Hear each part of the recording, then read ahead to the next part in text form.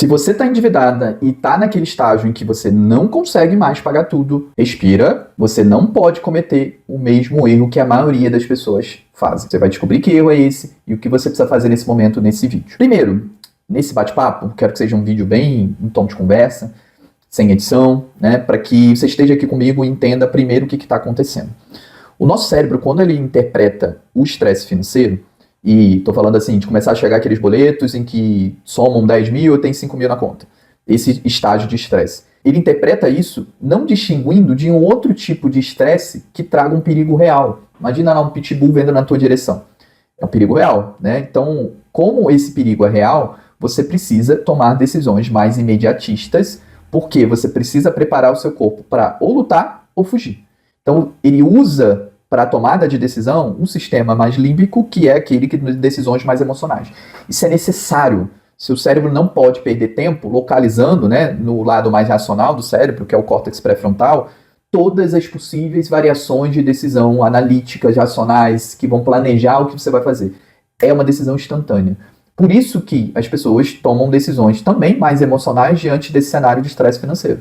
E ali, para fechar aquele mês, a pessoa vai tomar decisões em que acabam aumentando a bola de neve que já está em curso. Partindo desse princípio, quando eu falo do respirar, é meio que simbolizando que você precisa realmente acalmar esse lado mais emocional e resgatar esse lado que está sequestrado, que é o lado racional, para tomar decisões mais estratégicas. E aí eu estou falando do primeiro ponto, que é você precisa listar todas as suas dívidas e classificá-la, hierarquizá-la, para saber o que você tem que pagar primeiro, o que você pode deixar para pagar daqui a alguns meses, o que você pode deixar para pagar até mesmo depois de alguns anos. Isso é o primeiro passo. Como eu classifico isso? Levando em consideração 2 pontos. Primeiro, o risco / consequência que aquilo pode me trazer e em quanto tempo essa consequência pode chegar na minha vida. Então, risco, tempo que isso vai acontecer. Vou dar um exemplo. Quando eu comparo uma dívida de cartão de crédito e uma dívida de um financiamento de veículo. Quando eu estou falando, por exemplo, de comparar juros, o do cartão de crédito é muito maior. Chega ali a 6, 7 vezes o valor dos juros de um financiamento. Então, se eu for anular essa lógica do risco e tempo e ver só os juros, eu vou tomar a decisão de pagar o cartão de crédito. Os juros é muito maior, mas a consequência e o risco do cartão de crédito e o tempo de chegar isso na minha vida é muito mais distante do que o financiamento. Deixei de pagar um financiamento de veículo, teoricamente um mês depois o banco pode executar, tomar esse bem, até mesmo como uma medida extrajudicial. Hoje em dia existe jurisprudência para isso. Um cartão de crédito, para que exista alguma coisa mais grave, do tipo bloquear parte da minha conta corrente, alguma coisa do tipo, isso demora anos. E só acontece em dívidas muito grandes. Estou falando de no mínimo 50, 100 mil, 200 mil, dependendo do banco. Você tem dívidas aí de 300 mil que não entra na justiça. Até porque o cartão de crédito é uma dívida não executável de primeira. Primeiro, o banco tem que fazer um processo de reconhecimento da dívida para depois executar. E aí é a fase que pode acontecer depois de uma tentativa de negociação, algum tipo de medida mais grave. Então, o que o banco pode fazer é botar seu nome no Serasa, ficar botando um monte de ligação em cima de você, enchendo teu saco até que você faça uma negociação sob pressão. E, óbvio, os juros rolando. Então, quando você compara os dois, você percebe que o risco é muito maior, porque eu estou falando de perder um bem do lado do financiamento, e isso pode acontecer muito mais rápido. Estou falando de 1 mês, 2 meses, 3 meses. Esse é o jeito certo de classificar as dívidas. E, por exemplo, o que seria uma dívida de um pico de risco e tempo? Uma dívida com agiota, uma dívida de pensão alimentícia. Esse é o nível. O que seria uma dívida de baixo risco? Seja pela consequência, como eu falei, do cartão de crédito, seja pelo tempo também do cartão de crédito, mas, por exemplo, o IPTU, que por mais que esteja atrelado ao imóvel, até que exista algum processo de execução, isso demora 2, 3, 4, 5 anos, que é o limite para que a cobrança seja expirada. Então, essa parte estratégica de classificação e hierarquização precisa ser feita de imediato, para que você saiba o que você precisa gastar o teu fluxo no curto prazo. Feito isso, você precisa criar um plano de emergência. Mas aí eu estou falando de um plano de emergência muito rígido. Você está lá num prédio em chamas, você precisa se preocupar em respirar, em sobreviver. E não se sua roupa está ficando suja por causa da fuligem. Então, eu estou falando de, por exemplo, ver todas as possibilidades de aumentar a entrada na tua conta e ver todas as possibilidades de diminuir o teu custo de vida, que está saindo da tua conta. E aí eu estou falando de fazer escolhas difíceis, de suspender coisas que estão no teu orçamento e que eu sei que te dão conforto, qualidade de vida, mas que durante um espaço curto de tempo você faça esse sacrifício para poder normalizar esse fluxo. Então, eu estou falando, por exemplo, de fazer renda extra, mesmo usando o seu final de semana, mesmo usando o teu horário de trabalho que você está cansado, né, ou fora do horário de trabalho, vender alguns itens da casa que você não usa mais, ou até usa, mas usa raramente, que você consegue monetizar, mais para frente comprar de novo, ok. Tomar decisões difíceis, mas que são necessárias nesse primeiro momento. A partir desse momento que você levantou o máximo possível de dinheiro no curto prazo, você sabe quais são as dívidas que você classificou antes, que você precisa dar prioridade, e tem consciência de quando mais ou menos você vai conseguir botar no teu fluxo financeiro as dívidas que ficaram suspensas. Também de acordo com a classificação que você fez. E aí você entra numa fase 2, que é depois do plano de emergência, que é muito extremo, você ajustar o teu padrão de vida para que ele tenha um pouco mais de equilíbrio entre eu preciso fazer um esforço para juntar dinheiro como fosse uma reserva de quitação para negociação futura, mas ao mesmo tempo eu preciso equilibrar um pouco mais de qualidade de vida.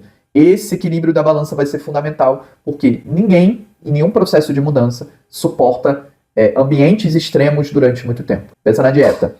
É claro que para um choque no corpo, para você perder o máximo de quilos possível, você pode, por exemplo, passar um tempo tomando aqueles shakes, comendo salada, fazendo uma atividade física, né, gastando mais calorias, mas isso, principalmente se você está vindo de muito tempo de sedentarismo e de alimentação mal feita, isso tem um limite.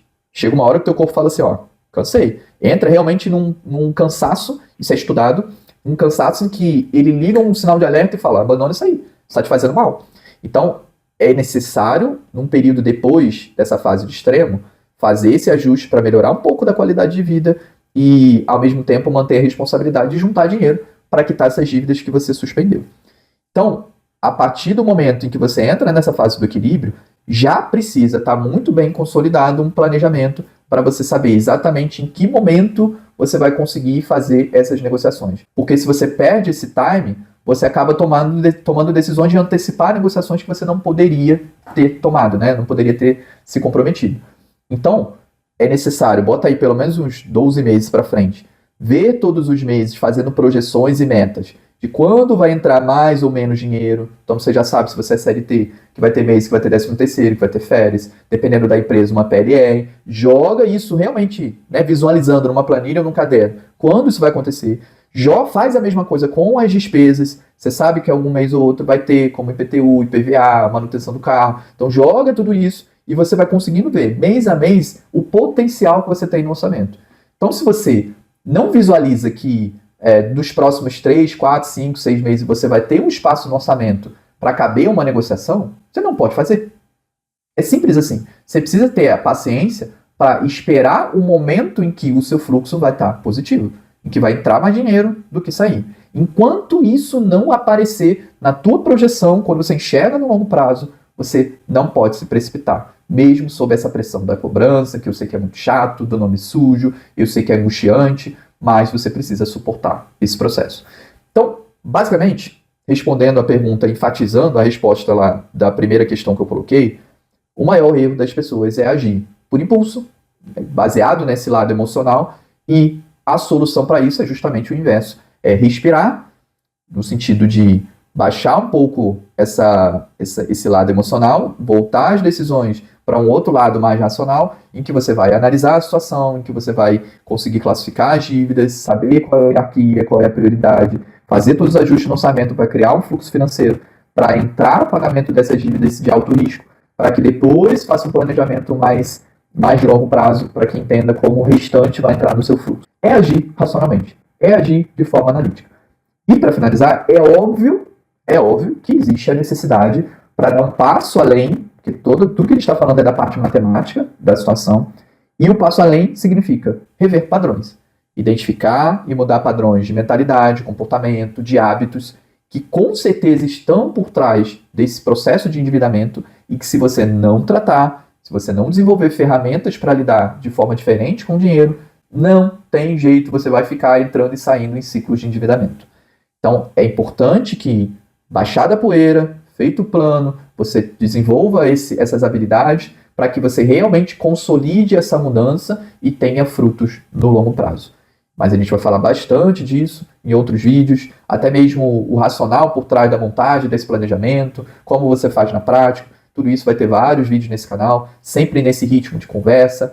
Então, se você gosta desse tipo de conteúdo, se você tem paciência para poder realmente ouvir vídeos que não tenham aqueles elementos dopaminérgicos, né, em que seja realmente para você ter atenção plena, ouvindo esses conselhos, essas orientações, esse é o lugar certo. Então, por isso, deixa aí seu like, passa a seguir o canal para que você receba do algoritmo esse tipo de conteúdo e para que você se beneficie de forma gratuita, né? E consiga ter aí conhecimento técnico para sair desse processo de endividamento, de passar a ter uma organização financeira e construir bases para que você nunca mais volte para essa situação.